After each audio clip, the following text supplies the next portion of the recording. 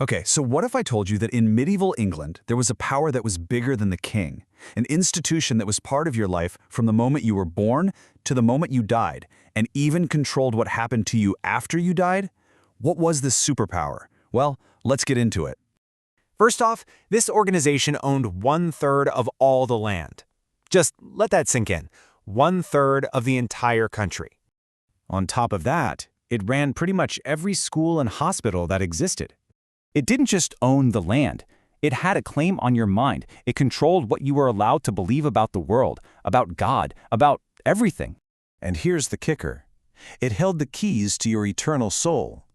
It decided whether you went to heaven or to hell. So you're probably thinking, okay, that's gotta be the king, right? Nope, this was not the king. This was the church. And in medieval England, you have to understand, the church wasn't just in a town. The church was everywhere and in everything. So how on earth did one organization become so powerful? Well, it was all down to an incredible power structure, one that stretched all the way from Rome, right down to the smallest village in England. Think of it like a giant pyramid. Right at the very top, living in Rome, you had the Pope. He was God's representative on earth. Then, under him in England, you had two super powerful archbishops. Then came the bishops, who were basically like massive landowners with tons of wealth and influence. And finally, at the bottom, in every single village, was the local parish priest. For most people, he was the church. Now here's the most crucial part. Who do you think put the crown on the king's head at his coronation?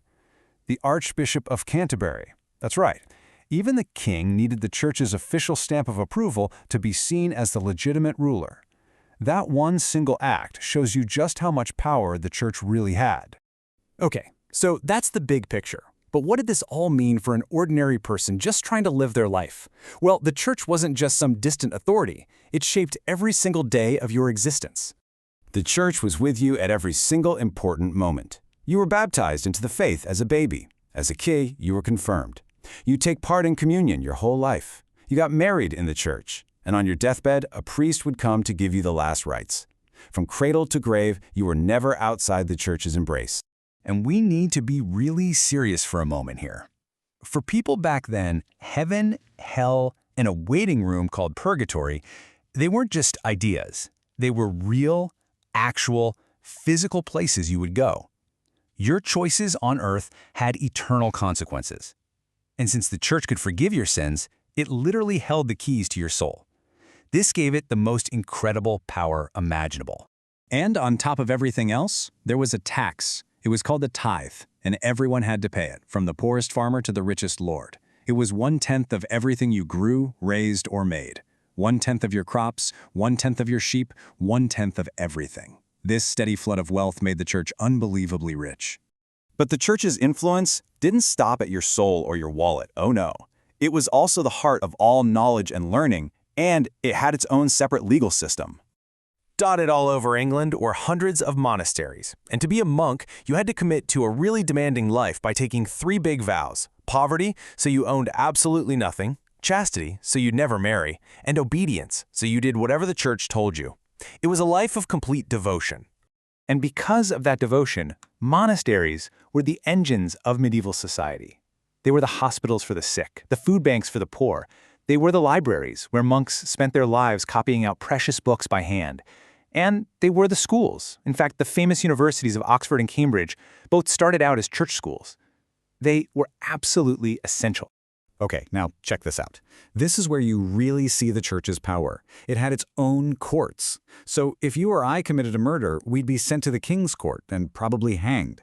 But if a priest committed murder, he could claim benefit of clergy, which meant he'd be tried in a church court, and as punishment, maybe some prayer, maybe he'd lose his job. It was basically a holy get-out-of-jail-free card. You can imagine how much kings hated that. And this exact conflict, this fight between the king's law and the church's law, it would eventually lead to one of the most famous and shocking murders in all of English history.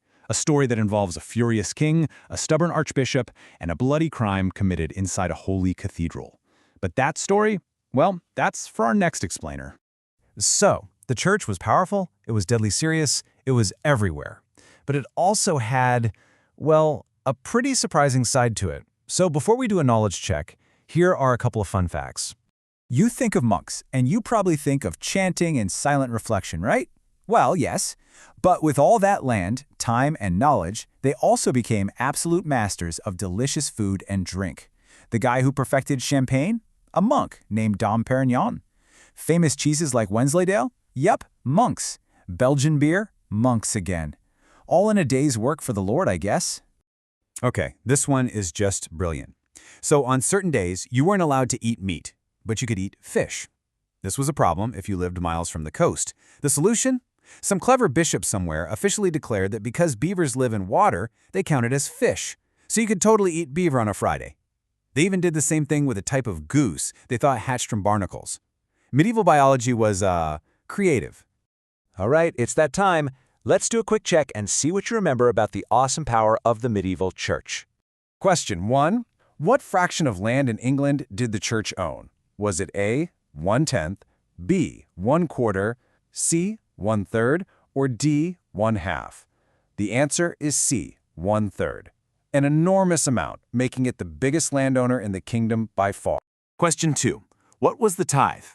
Was it A, a tax for nobles, B, 1/10 of everything paid by everyone, C, a fee paid by the king, or D, a voluntary donation?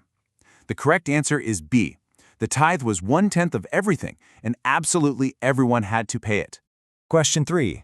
Why were monasteries so important? A. They were only for prayer. B. For military training.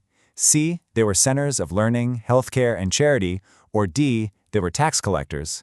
The answer is C. They were the hospitals, schools, libraries, and food banks of the Middle Ages. Question 4. What was benefit of clergy? Was it A, tax-free land, B, trial in a church court with lighter sentences, C, veto power over kings, or D, free education? Yep, the answer is B. It was that special right for a churchman to be tried in a much more lenient church court. And last one, question 5. What was the church's ultimate power over people? A. Its army. B. Its tax collection. C. Its control over salvation and the afterlife. Or D. Its control of food. The correct answer is C. Its ultimate power was its control over where you spent eternity.